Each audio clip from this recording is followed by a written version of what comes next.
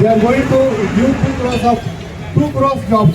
But as of now, instead of giving the job, they are snatching away our jobs by doing reforms in the labor code. Labor code reforms is nothing but it is destroying and exploiting the labor's rights. They want the laborers to suffer. So, in the name of ease of doing business, to appease the corporate, in the name of global competition, they are taking away the rights of the employees. Now the employee definition has been changed in the labor code. If woman is drawing a wage of 18,000 and above, they no longer is called a workman. If they are not calling a workman, means their rights are going to be exploited. They are not going to be protected under the industrial labor code. So this is the pathetic condition the India is facing.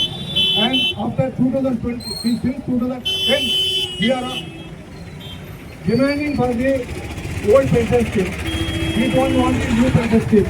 We want the old pension scheme. The government in the new labor code, they are telling that they are coming with a new fancy word of gratuity. If you are working for 1 year, you are getting gratuity. Dear comrades, when does the gratuity comes into matter? Only the employees, if they are attaining superannuation after the age of 60, then the gratuity comes into force. So, what does it mean? After 1 year, they are going to give the gratuity means they are going, indirectly they are pushing the fixed term employment. They don't want to give any social security, they don't want to give any protection to the labor rights, they don't want to take the welfare of the labor, they just want to exploit the labor. Who is going to affect the bottom line of the workers who are below the poverty line? And this is the state of affairs. What will be the state of the unorganized employees who are at least 40 crores of people across the nation? So, to open all these things, since 1991, our All India Bank Employees Association, till now we have participated in 25 general strikes, national strikes being conducted. And it is the first time since 2014, the government, ruling government is not calling for any labor conference with the labor unions. Instead of calling and having a dialogue with us, they are taking the direct decision in arbitrary, which is anti-democratic, which is anti-social, which is anti-economic, which is anti-labor policies. Dear comrades, here we are just assembling to oppose the anti-labor policies of the government, anti-economic policies of the government, anti-labor policies of the government. We want the government to take back the labor codes. We want Indians to repeal the Indian labor codes. Awaaz do! Awaaz do!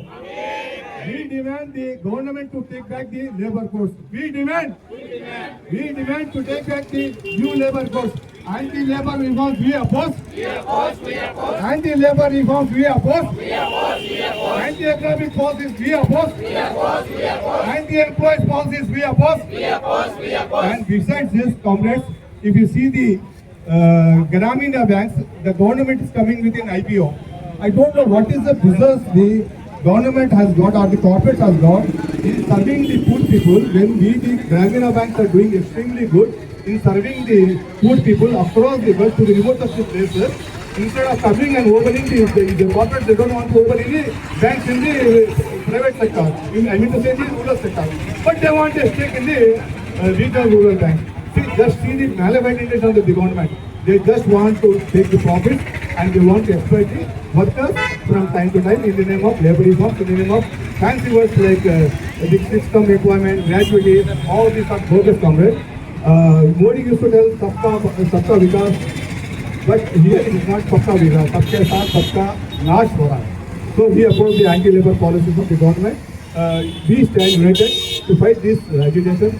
You are going to make a mistake on that by joining these 250 million of people across the nation in fighting for the rights of the employees. Thank you.